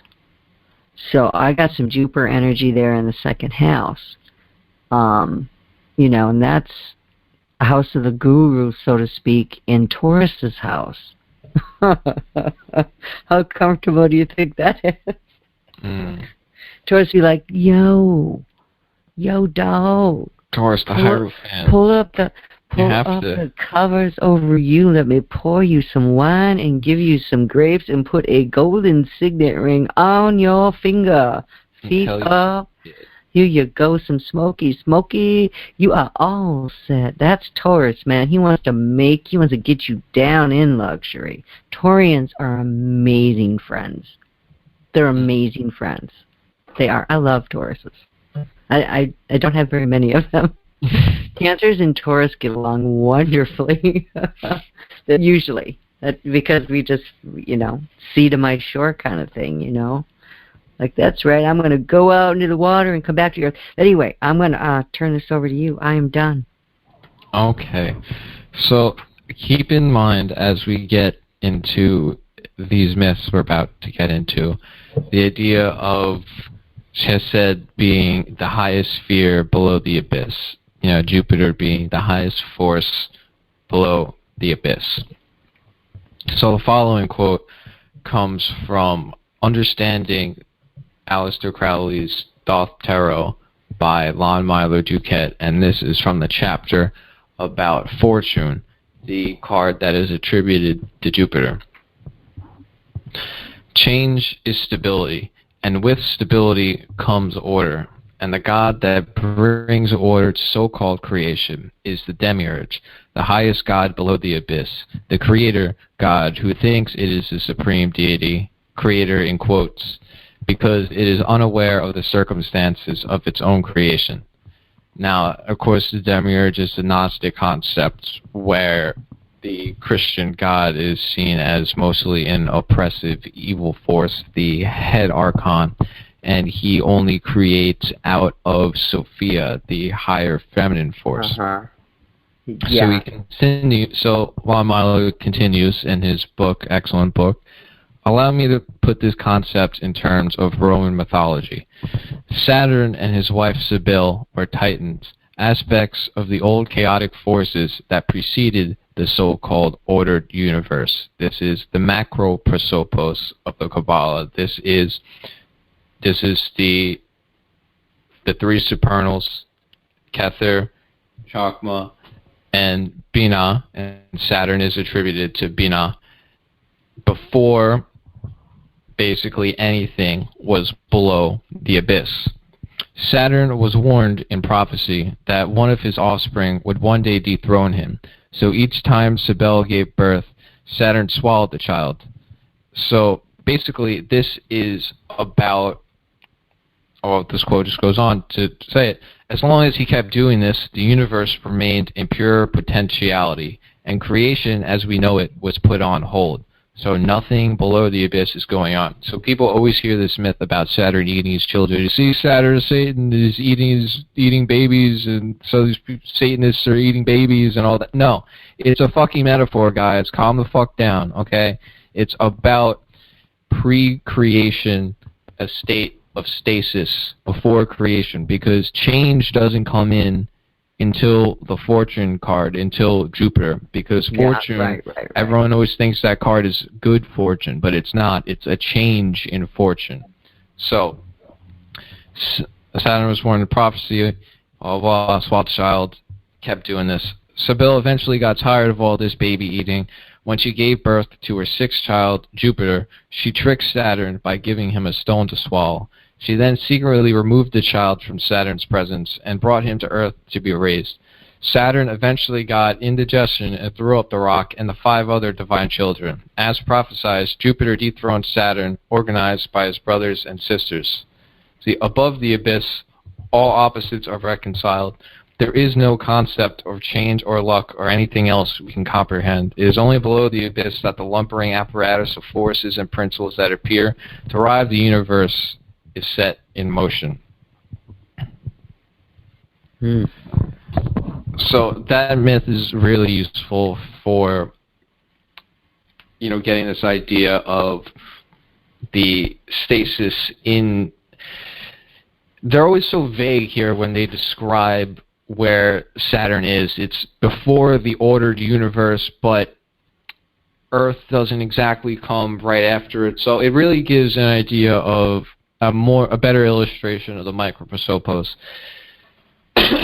And this talk about the Demiurge being the highest god below the abyss, kind of pretending that he is greater than he is, basically, where Christianity is basically Jupiter pretending to be Kether, the highest, all one. It reminded me of a couple myths involving the Hindu god Brahma.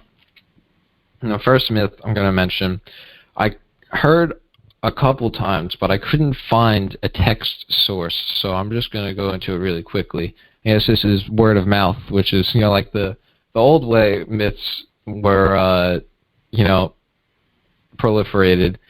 So this story where the Buddha encounters Brahma, and of course, Brahma is a bearded man, 4 heads. CHESED is the number 4, the 4th Sephirah. Transforms into a swan like Jupiter, and this is just a brief quote from a Wikipedia. Brahma creates all the forms in the universe, but not the primordial universe itself. Thus, in most Puranic texts, Brahma's creative activity depends on the presence of and power of a higher god, which this is pretty much the same of the Demiurge creating from Sophia's essence. So this first myth involved where the Buddha has a conversation with Brahma. He meets him in meditation somewhere into this non-physical space. As Buddha is meditating, he encounters Brahma. And Brahma is with all the other gods, much like Zeus and Jupiter. He's like the chief daddy of the gods of the Vedic pantheon. And at first, when Buddha starts asking questions, Brahma throws him out of this space. Like, no, you're not supposed to be here. Get out of here. Like, you're pestering me. So the second time Buddha encounters Brahma, Brahma's by himself. And Buddha's asking Brahma all these questions about the origin of the universe, because Brahma is known, as the creator. And he's like, yeah, see, the reason why I threw you out last time is because all those gods here, like, they think I created the universe because I was here before them. But the truth is, I don't know, like, I was just here one day. Wow. And so this is pretty much exactly like all the other stuff we've been talking about. Yeah, there's definitely something that doesn't add up. And I speaking there, the Nag Hammadi. Well, I haven't read it all because it's very thick. Are you familiar with the Nag Hammadi? Yeah, I have a copy. Oh, you do? Okay. So, yeah, I mean, the Pistis and Sophia and all that, it's like, well, man, look at all these other writings and books. And there's so many different viewpoints on each of those things in Sophia and all on the Demiurge and what the Demiurge is, and is he evil, is he not, and all the forces. But within Gnosticism, there's so many different views on all these things. Like, most people who've heard of Gnosticism just think of it as, that those guys that think that the Christian God is actually the devil and all that. Well, that's only one sect of Gnostics, group of Gnostic scriptures, actually. It's debated whether a group of people who call themselves these actually exist. That's the Sethian Gnostic who thinks that the Demiurge is evil. Multiple forms of Gnosticism are Christians. Yeah. So it is very, very complicated. You can't just listen to shit on podcasts about this kind of stuff and think you're educated. You really have to go to the primary sources. I got you. Well, that was really fascinating stuff. Yeah, you have anything else to say on that? Yes, I have another story involving Brahma, except this is about Brahma, Vishnu, and Shiva, who Shiva's my favorite story because... Hang on a minute, you're breaking up there. I'm going to describe them all right now before I get into the myth. Shiva... I said you were breaking up there, but we're good. I think you reiterated that you're going to describe, but I can't believe you said that name. That name won't leave me either. What's up with that? Because Shiva is Pan. Ay. Because yeah, I got a book. Somebody gave I'm- me it sitting on my bookshelf. I saw it the other day, and I'm like, I gotta read that someday. I'm going to describe them all right now before I get into this myth where Brahma, Vishnu, and Shiva are involved. I'm just going to describe them briefly. Shiva, associated with snakes, knowledge, much like the devil, meditation, third eye, destruction, god of animals, and his oldest form has horns, which is why I say, he is Pan pretty much. Especially because Pan, the Christians love to depict Pan as the devil also, and I mean, being associated with snakes and knowledge and meditation, destruction. I mean, come on. And the oldest form has horns. Come on. So here we have Shiva, basically the adversary, destruction, and Brahma, pretty much the Christian god and their idea of Satan opposing each other, and Vishnu, who I see more as Kether. Vishnu is just a little quick thing from the Wikipedia, is the supreme being who creates, protects, and transforms the universe, is limitless, transcendent, and unchanging absolute Brahman, which is not Brahma. Brahman is more like the soul, and the primal Atman, self of the universe.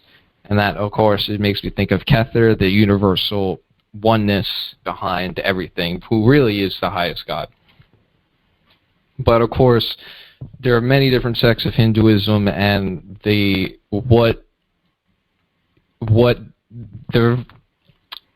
ideas of different gods vary depending on what sect of Hinduism you go to. So, of course, keep that in mind.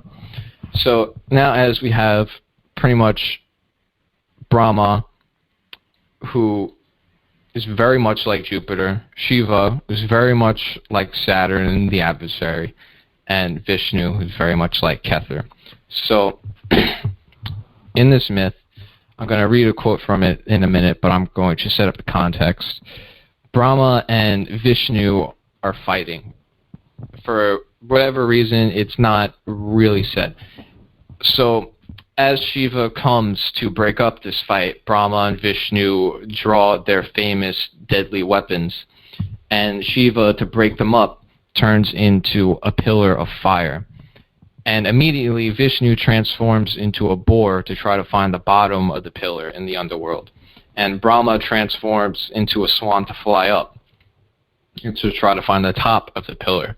And it's not really explained at all, but as you'll see, it seems like it's some kind of competition to find the end, but that's not really explained whatsoever. So this is the exact quote from the first story of the Shiva Purana. Brahma then sought the help of the Ketaki flower. The last thing before I've left out. Brahma meets a magical talking flower as he transforms into a swan to fly up to the top of the pillar. So Brahma then sought the help of the Ketaki flower to give false witness before Lord Vishnu that Brahma had been successful in seeing the light of the pillar, the limit of the pillar of fire. The Ketaki flower agreed. Both of them went to Vishnu, and Brahma told him that he had seen the limit of that pillar of fire. Ketaki flower gave a witness. Vishnu accepted the superiority of Brahma. Lord Shiva became very angry with Brahma. He proceeded to punish Brahma for his falsehood. Lord Vishnu requested Lord Shiva to spare the life of Brahma. Lord Shiva became pleased with Vishnu and accorded him the same status as that of his own. After according the same status to Vishnu as that of his own, Lord Shiva opened his third eye. From it manifested Bhairav. He ordered Bhairav to kill Brahma. Bhairav severed the fifth head of Lord Brahma with his sword. Brahma became very terrified. He was trembling in fear. Lord Vishnu felt pity on his condition and requested Lord Shiva to forgive him. Lord Shiva then stopped Bhairav, but then told Brahma, "You spoke untruth with a desire to become worshipable. It is my curse that you will not be worshipped by anybody. You will possess only 4 heads." And we all know how Jupiter Yahweh, a Christian God, is obsessed with being worshipped. And it is interesting that as of 500 BC, the Brahmanism sect of Hinduism is basically gone. I mean, of the three Trinity, Brahma, Shiva, and Vishnu are basically the Trinity, the sulfur, mercury, and salts of the Hindu pantheon, but the Brahma sect is pretty much non-existent today. It's a thing of ancient history. I tell you, it really challenges just modern understanding of God and heaven and the whole 9 yards, doesn't it? And what evil is and all that. Well, something's definitely rotten in Denmark. Is that what they say? No, anyone says it anymore. Where that comes from, but that's a Shakespeare. Nobody says it anymore. Because it's from fucking Shakespeare. Oh, I just said it, dude. So there, somebody does say it. I'm the one person left with the cane and the flowing gray hair, but I remember it.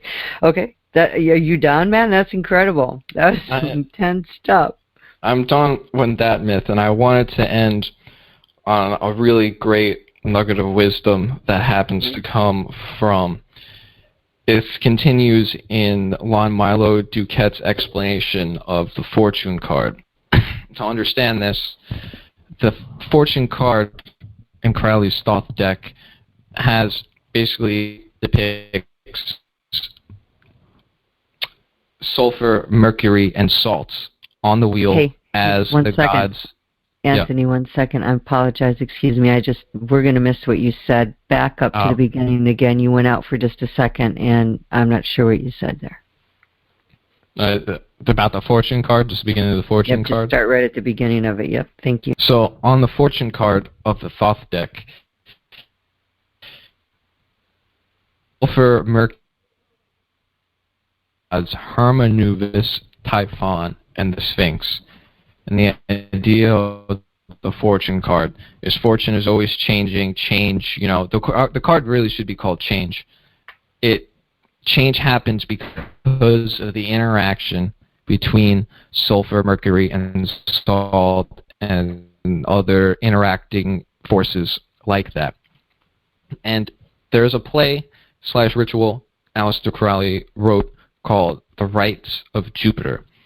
And in this part of the play, they're acting out the fortune card on the stage. Hermanubis, Typhon, and the Sphinx, representing sulfur, mercury, and salt, are on the stage constantly bickering about shit. And there's this emblem in the middle, which I couldn't find much information about, called Centrum in Trigono Centri, which translates to the center is in the center of the triangle. So this little symbol is in the center of the fortune card, in the center of the wheel, and is personified on the stage, and he's talking, addressing Hermanubis, Typhon, and the Sphinx.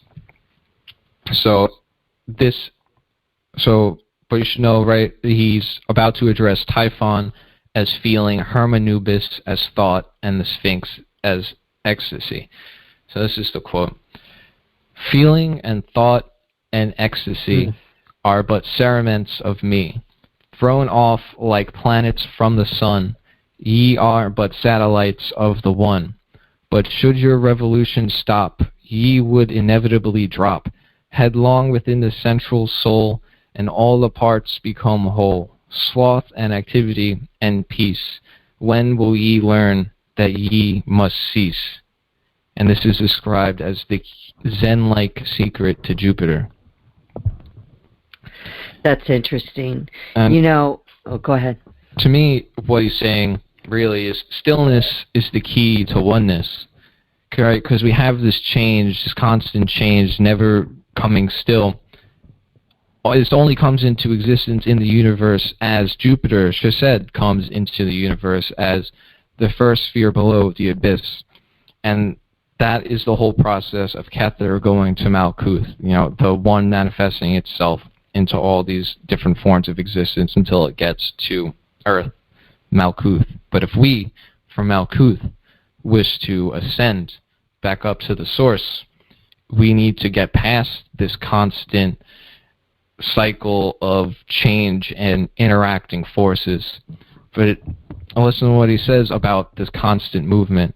Should your revolution stop, ye would inevitably drop headlong within the central soul.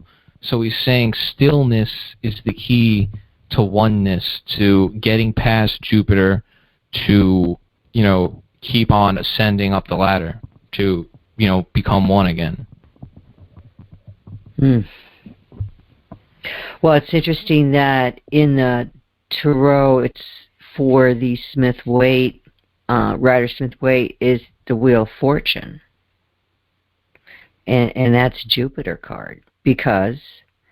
You said number 4? Number 10. Did I say number 4? I didn't mean to. I don't know. No, number 10, the Wheel of Fortune. Mm-hmm. And, it stands for taking action, change, movement, destiny, luck, expansion.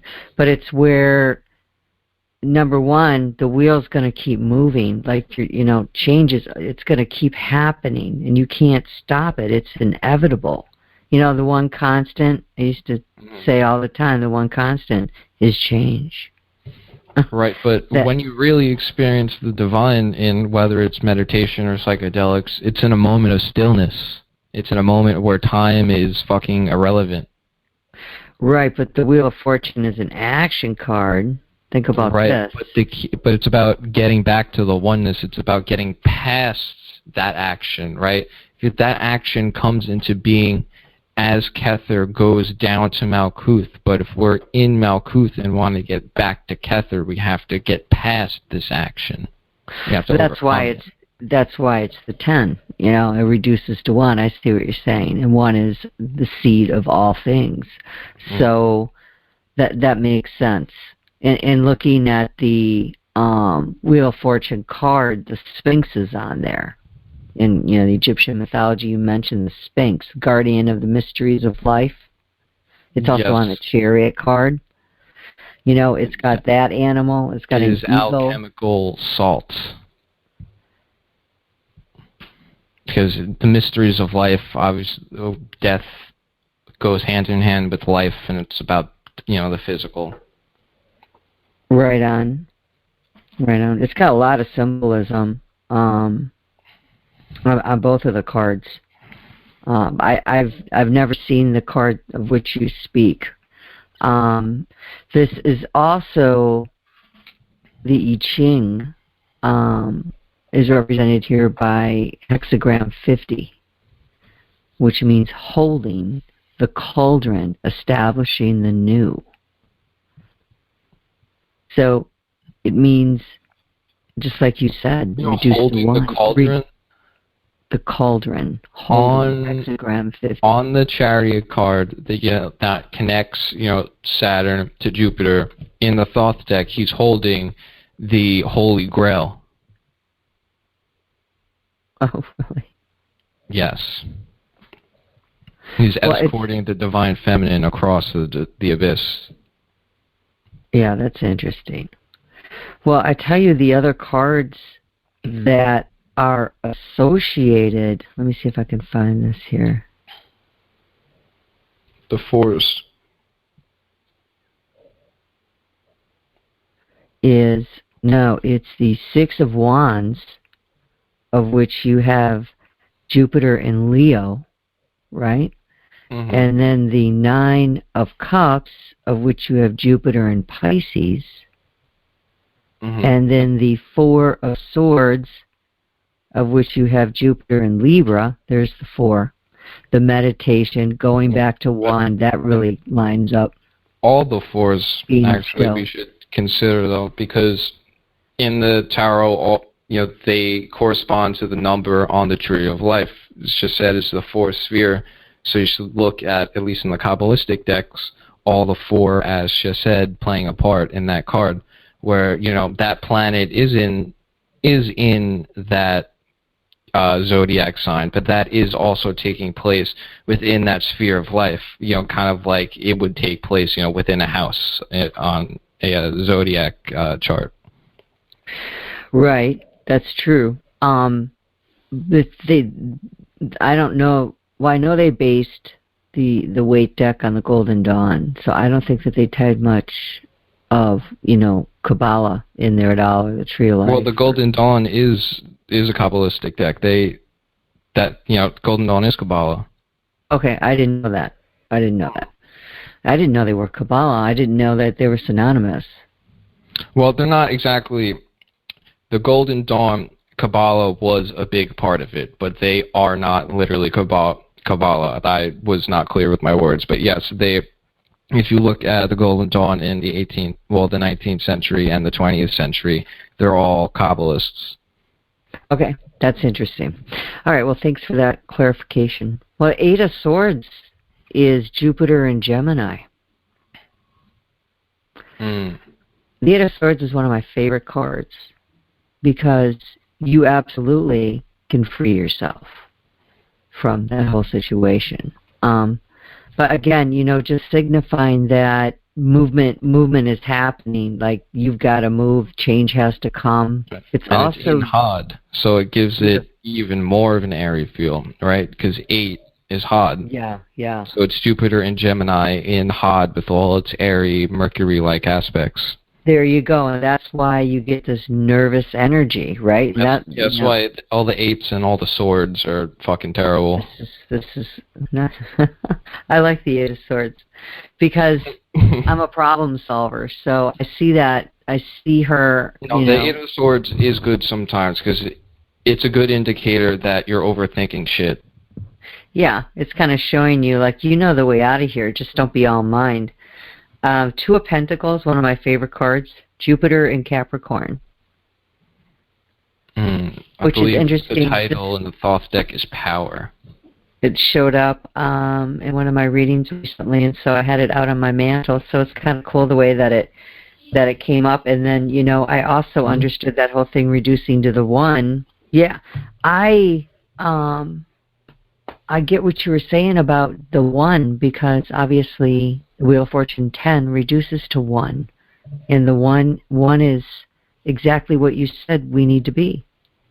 Right, but Jupiter is it's one rung in the ladder on the way, just like all the spheres are one rung in the ladder on the way. Right. I got you. Well, again, the gem that you want to have around you for Jupiter and understanding Jupiter is citrine. And then also jade has been known, and amethyst. I love amethyst. It's a beautiful stone. I have some in front of me right now, actually. Yes, I do too. I also have rose quartz out. Just because I think of all the podcasts that we've done, I wanted to mention this after I say this statement, but of all the podcasts that we've done, this one has had some challenging energies. Like, no, I thought this was fucking pure fire. No, I mean, it was good, but for me, it was like, just a lot of energies coming in. Oh, you mean this week? No, this podcast tonight. Wow. My words were like, I knew what I wanted to say, and they didn't want to come out of my body, man. Oh, that's me. That's me before I started drinking during podcasts. Oh, you're so silly. But what I wanted to say is, to the audience, this is just a really kicked back show. And, I've heard other podcasts and stuff, and we just really go with the flow of the energy. We're the fucking best. We go with the flow of the energy of what we're talking about. So I went back and listened to the moon video. We were so zany that night. We were. Like, moon especially madness. We were very loony. Oh my! I was very loony. Like, I'm like, jeez, man, what the hell is that, man? And then when we had Mars, like, we were on fire with Mars. It was like boom, boom, boom. Because Mars is in Mercury, we were smooth. Because Mercury was like, look, I got your back. I'm gonna connect you. I got the You know what I'm saying? And Venus, I mean, we love Venus. Come on, it's Pan 101 right there, man. That and the moon was real easy to go along on. No, those were easy. The sun, that was our first one. That was the pilot, right? Yeah. No, I don't think we did anything on the pilot. Then we just the then chart. we did the sun, yeah. But anyway, we appreciate everybody who cut all that out. We can't be talking about ourselves that much. Okay, maybe. I'll see. But no, I had to talk about the looniness. Now I'm leaving that. It's all good. Look, be doing your dishes while you listen to us. Just don't vacuum, okay? Because that's not going to work. Do your dishes or something, and fold your laundry, and I don't know. Sinks are pretty loud. Go for a Gotta run. get headphones in. Learn something new. Hopefully you learn something new, and go read some books. Take care of yourself. Eat good. Try to eat more raw food and get your sleep. And let shit go, man. 'Cause you can only change what you can only change. And that's you, boo. Right? That's you. Yeah. And if you just focus on that and doing that really well, and when you don't do it well, you say, I'm just going to try again. And not beat yourself up. And to your own self be true. Meaning if people don't like you for who you are and what you do, expand like Jupiter and be like, yo, I'm just going to keep going. Either get out of my way or come with me because it's fun. I'll cut that out. Okay, so we should close. Good night. Good night, guys.